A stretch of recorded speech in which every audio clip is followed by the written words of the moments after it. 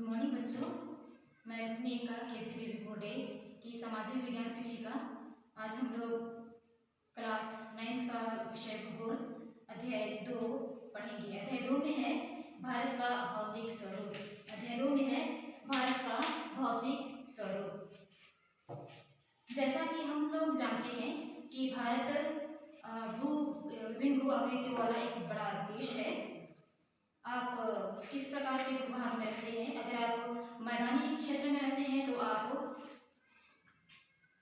वहाँ के दूर तक फैले बड़े बड़े मैदानों से आप परिचित होंगे।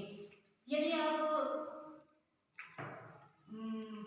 पर्वतीय ढलानों और घाटियों या पहाड़ी क्षेत्रों में रहते हैं तो पर्वतीय ढालों और घाटियों के बारे में भली भांति परिचित होंगे। हमारे देश में हर प्रकार की स्थलाकृतियाँ पाई जाती हैं, जैसे पर्वत, मैदान, पठार, द्वीप समूह और तटीय मैदान। तो ये सभी भू आकृतियाँ किस प्रकार बनी, यहाँ हम भारतीय स्थलाकृतियों की विशेषताएं तथा उनकी संरचना के बारे में जानेंगे।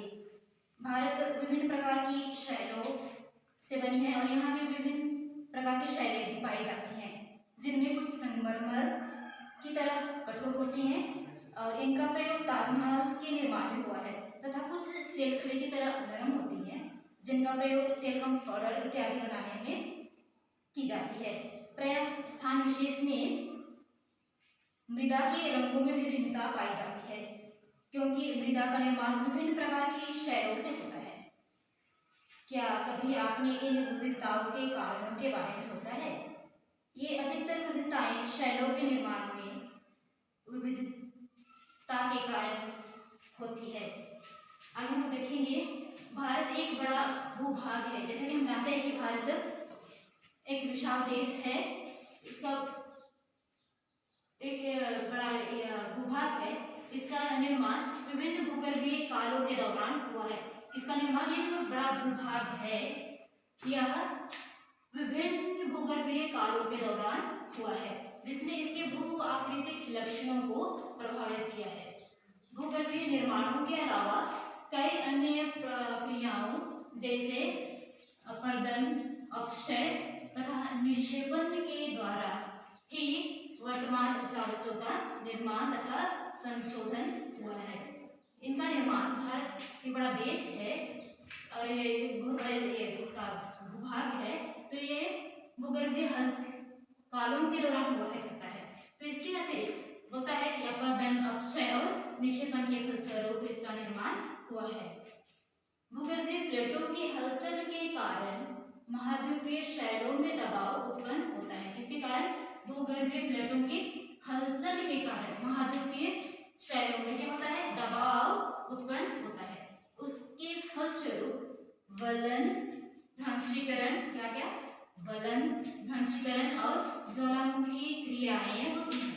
आमतौर पर इन प्लेटों की गतियों को 3 श्रेणियों में बांटा गया है। क्या?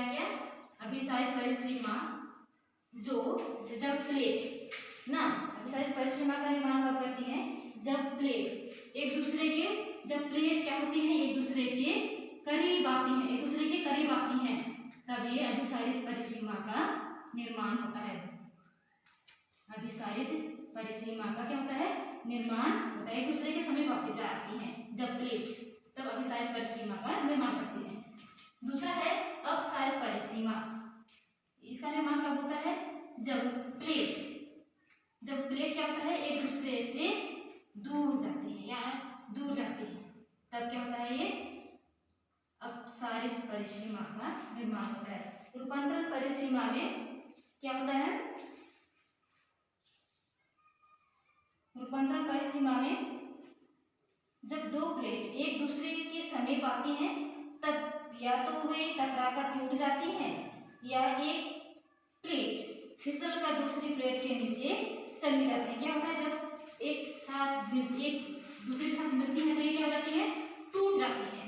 या होता है कि जब ये एक दूसरे के साथ मिलती है तो क्या होता है? इसलिए टूट जाती है, या हो सकता है कि यह एक दूसरे के ऊपर या क्या होती है? आ जाती हैं।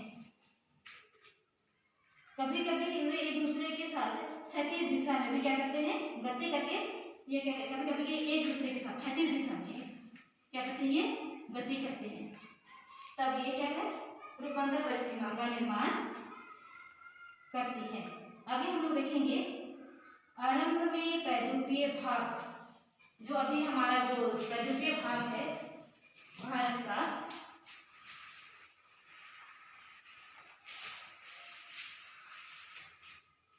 जो हमारा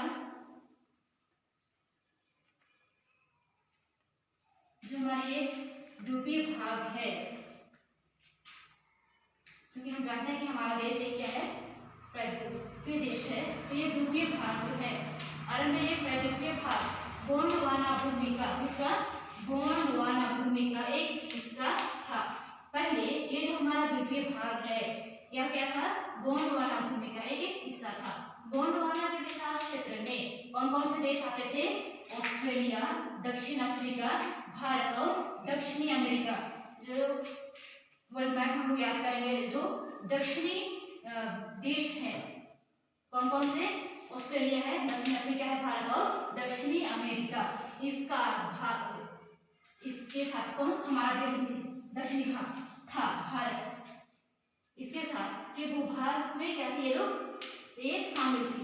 बाद में संवहनीय धाराओं ने, इसके बाद एक, पहले तो ये आरंभ में ऑस्ट्रेलिया, दक्षिण अफ्रीका, भारत और दक्षिणी अमेरिका ये क्या थे, एक साथ जुड़े हुए थे। बाद में होता है क्या, बाद में संवहनीय धाराओं ने भूपट्टी को कई टुकड़ों में क्या कर दिया, विभाजित कर दिया, और भारत ऑस्ट्रेलिया की प्लेट किसने, संवहनीय धाराओं ने, ये जो एक प्लेट था कौन कौन सा, ऑस्ट्रेलिया का, दक्षिण अफ्रीका का, भारत और दक्षिण अमेरिका का, उसको किसने, संवहनीय धाराओं ने ये भूपट्टी को क्या है, कई टुकड़ों में कर दिया, और भारत और ऑस्ट्रेलिया की प्लेट जो गोंडवाना लैंड में थी, दक्षिणी भाग गोंडवाना भूमि, गोंडवाना लैंड, और उत्तरी भाग क्या कहा गया, अंगारा लैंड।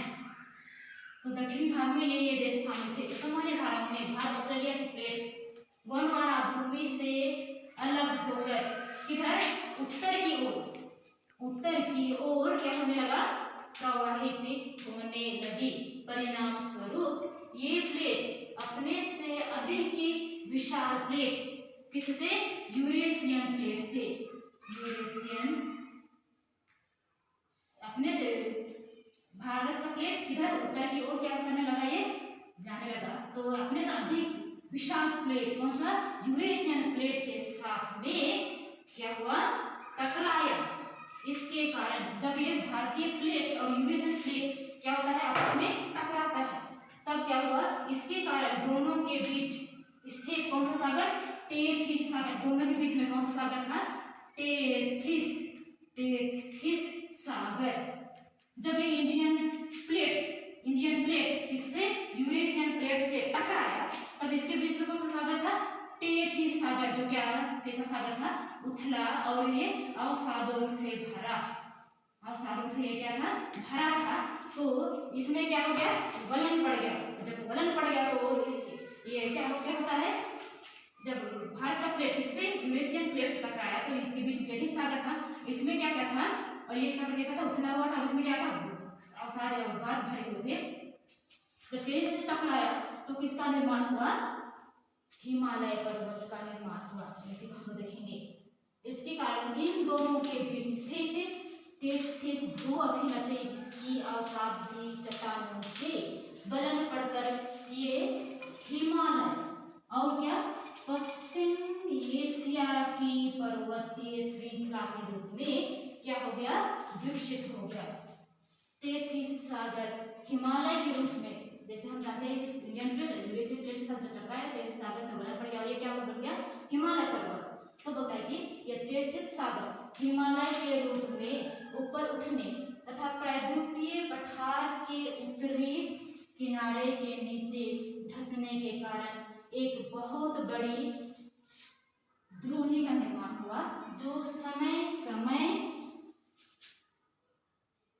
के पर्वतों एवं दक्षिण के प्रायद्वीपीय पठारों से निकलने वाली नदियों के अवसादी निक्षेपों द्वारा ये क्या हो गया, भर गया। फलस्वरूप जलोढ़ निक्षेप से निर्मित यह क्या हो गया, एक विस्तृत समतल भूभाग के उत्तरी मैदान के रूप में क्या हो गया, ये विकसित हो गया। जब हिमालय पर्वत का निर्माण हुआ उसके नीचे जो जलोढ़ निक्षेप हुए, ये मैदानी भाग का निर्माण हुआ। आगे की क्लास में हम लोग देखेंगे हिमालय पर्वत मैदान, उसके नीचे जलोढ़ निक्षेपों से बना ये मैदानी भाग, उसके बाद में पठारी भाग और तटीय मैदान और द्वीप समूह। आज के वीडियो में इतना ही। अगले वीडियो में हम लोग इसके विभिन्न भू आकृतियों के बारे में हम लोग पढ़ेंगे। Thank you.